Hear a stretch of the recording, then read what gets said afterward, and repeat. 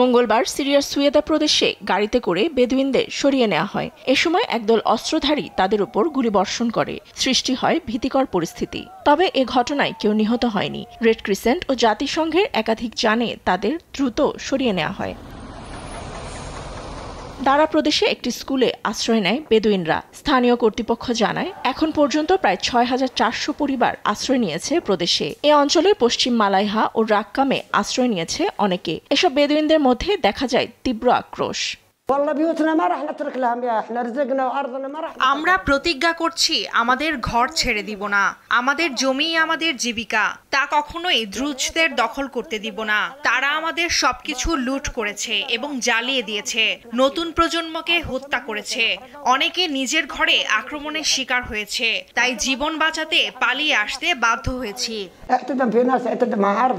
এদিকে তুরস্কে নিয়োজিত মার্কিন রাষ্ট্রদূত থমাস বারাক সিরিয়ার প্রেসিডেন্ট আহমেদ আল শারাকে আহ্বান জানিয়েছেন রাষ্ট্র পরিচালনার নীতি পরিবর্তনে। ইসলামপন্থী মনোভাব ত্যাগ করে আঞ্চলিক নিরাপত্তায় সহায়তা গ্রহণের পরামর্শ দেন তিনি। বলেন, এর ব্যতিক্রম হলে আন্তর্জাতিক সমর্থন হারাবে দেশটি। উদ্বেগজনক বিষয়গুলো নিয়ে আলোচনা হওয়া প্রয়োজন। অবশ্যই যুদ্ধ বন্ধের জন্য অন্য উপায় আছে। পুরো বিশ্ব ক্লান্ত, সেই সঙ্গে এই অঞ্চলটিও ক্লান্ত যুদ্ধের কারণে। একজন সৎ মধ্যস্থতাকারী হিসেবে সাহায্য করতে চাই।